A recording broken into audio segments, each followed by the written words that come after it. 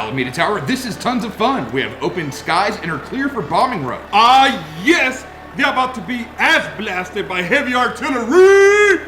Highway to the danger! No! We are not playing Top Gun. Gonna take you right into the danger! No! You crayon-eating scrotum crust. We are not jet pilots, we're in biplane. You're a biplane. What? What? Never mind, bogey at 7 o'clock. Whatever. Nobody even plays golf after 3. No, you idiot! I mean that we have enemy plane behind us.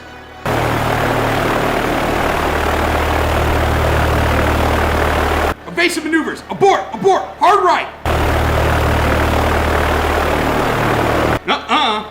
Fuck that. I'm pro-choice. What? What? Goose! That's it, motherfucker. You're mine.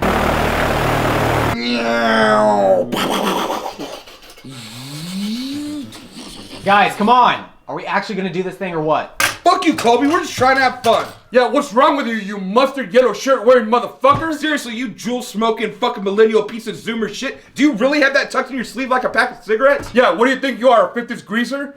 My grandma's couch looked like your damn shirt. And how dare you fucking talk to us with a haircut like that? Fuck you. Fucking corduroy. Fucking Kobe.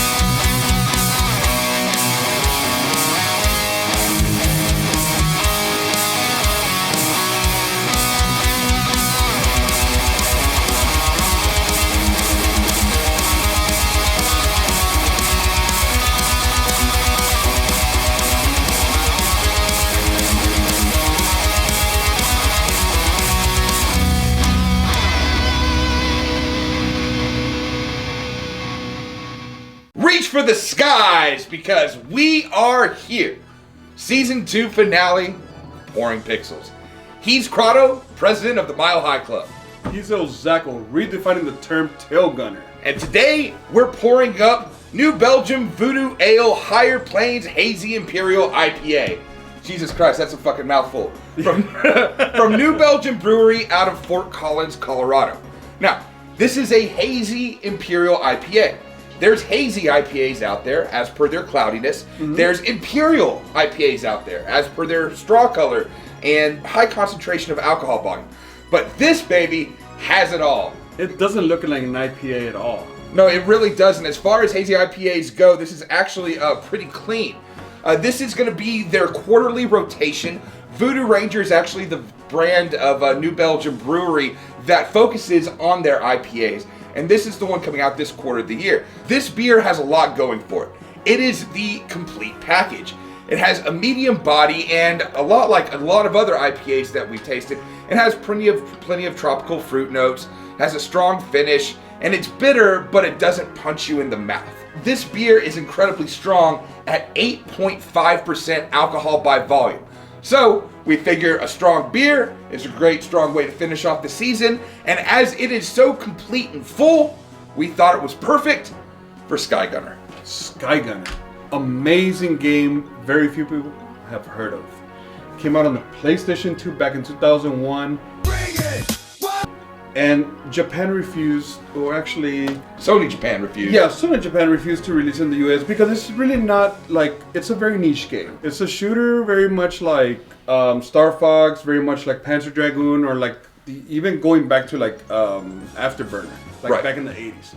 But it's a very complicated game. It's a lot more complicated than I assumed when I got it. Now, the game has a lot going for it. Yeah. This is an airplane dogfighting style score gunner, meaning that you have to actually chain and get score to complete your levels, right? Now, it's very interesting for a whole lot of reasons.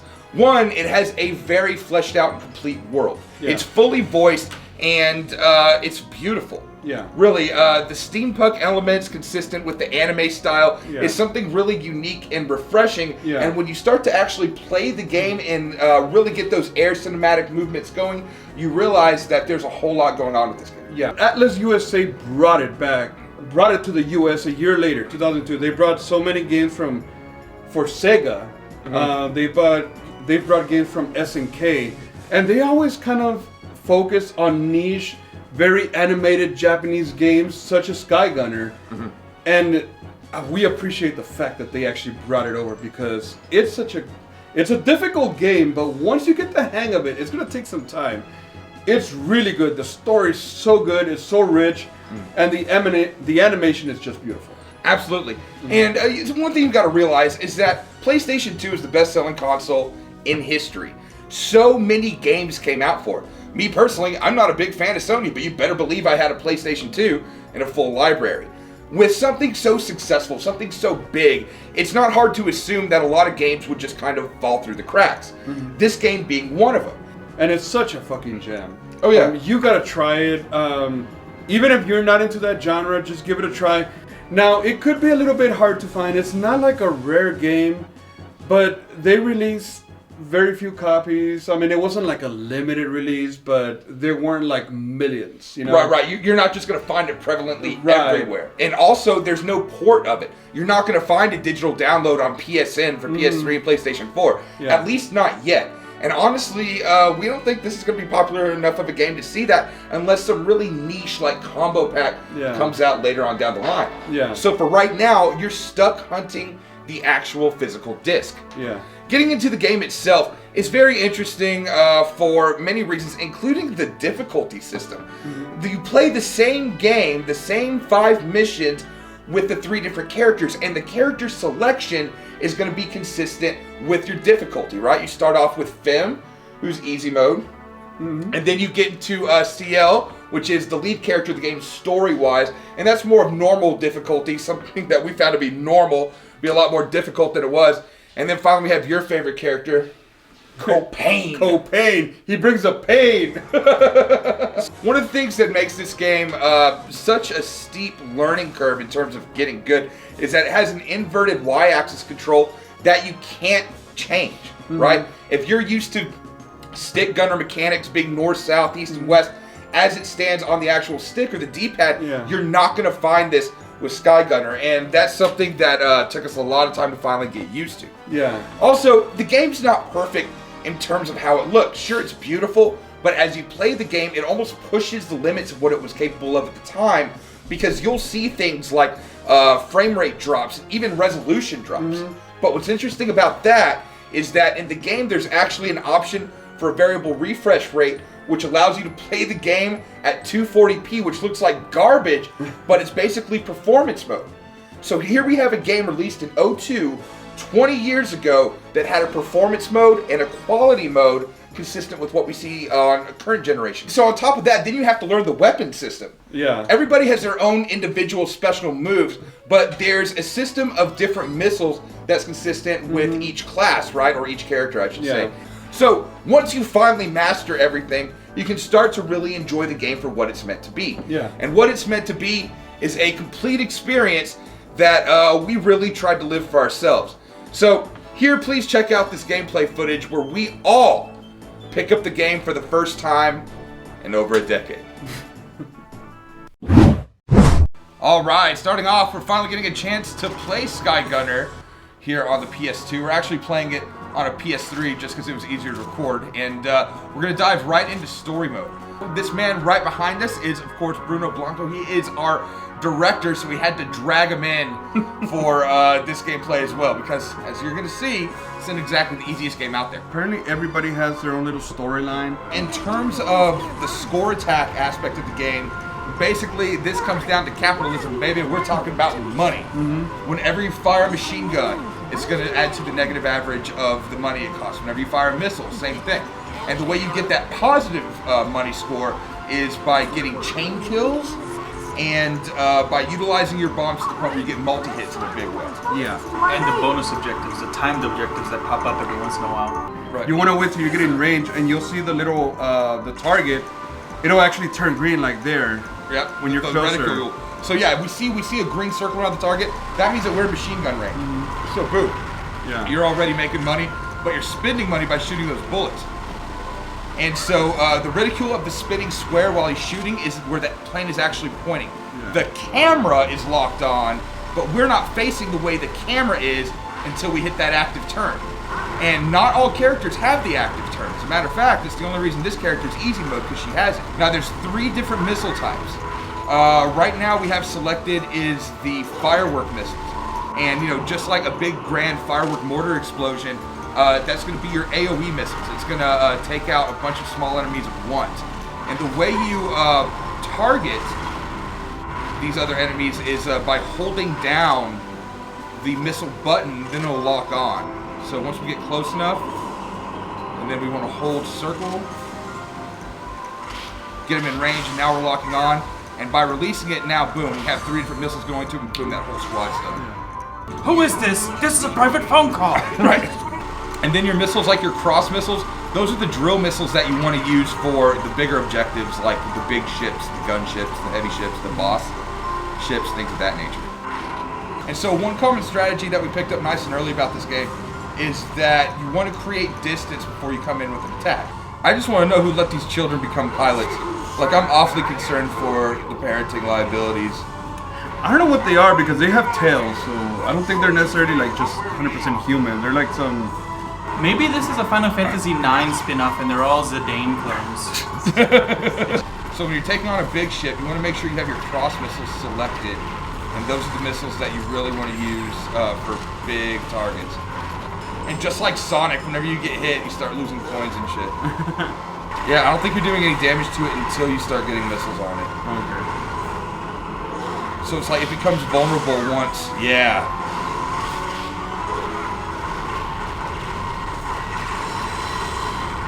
There you go. See how much money we made. 100K. Ooh, we blew up a bunch of enemies.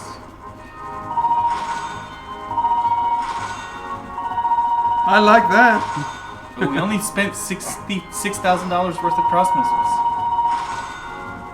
Oh, that's a solid. Wow, that's a solid. But we're still in last place. Now, if you notice, like I said, the UI on the left is real busy. There's a lot of things going on over there. You see the 3 different icons where the number 38 is. That's going to be consistent with your missile select. You just changed to cross missiles. Right above that, you see kind of this, it looks like a health bar with a green gauge that's a little red in it.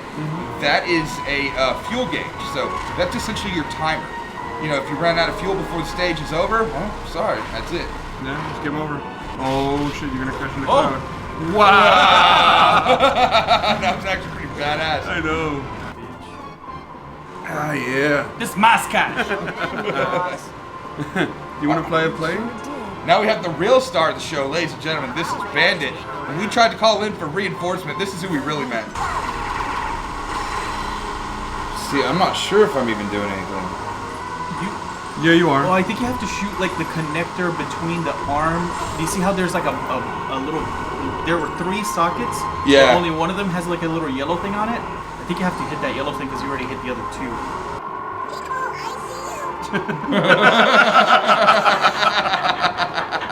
That shit always gets me, dude. Oh, dude, it's shooting out like grappling hooks to try to catch you when you're too close.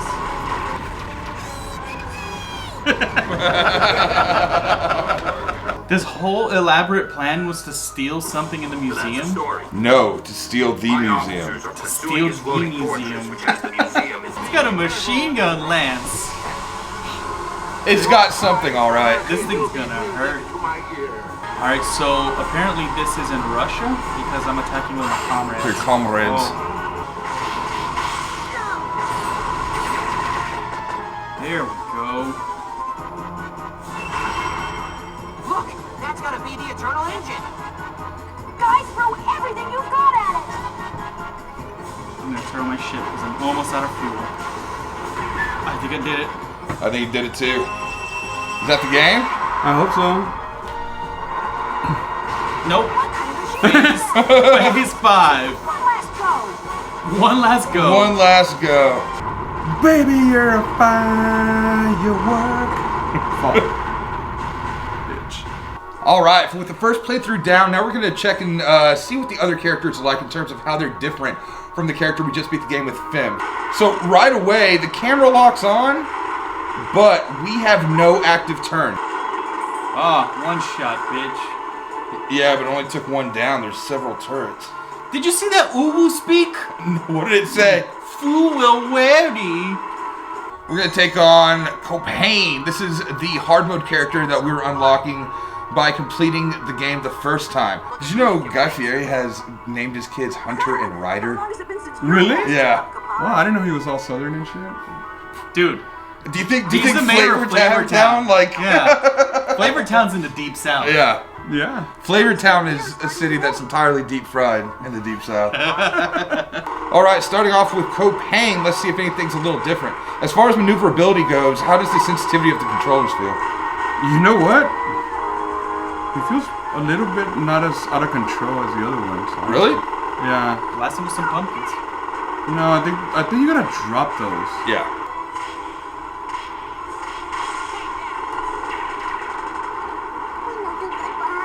As difficult as it was, yeah, it was pretty fun.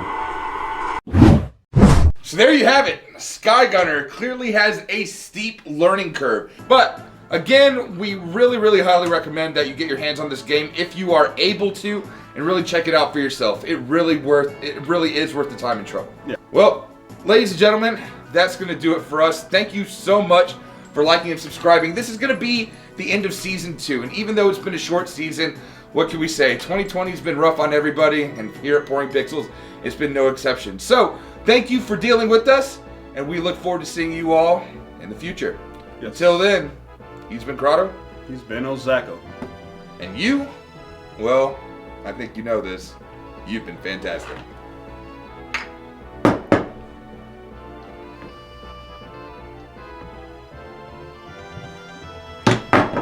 Oh, I think you actually beat me. Yeah.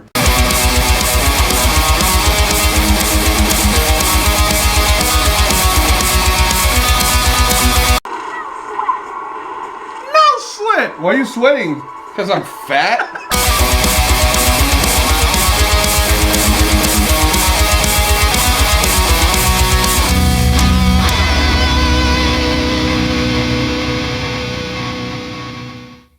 Picture director Bruno. I'm canceling you, motherfucker! And that's a wrap. Click!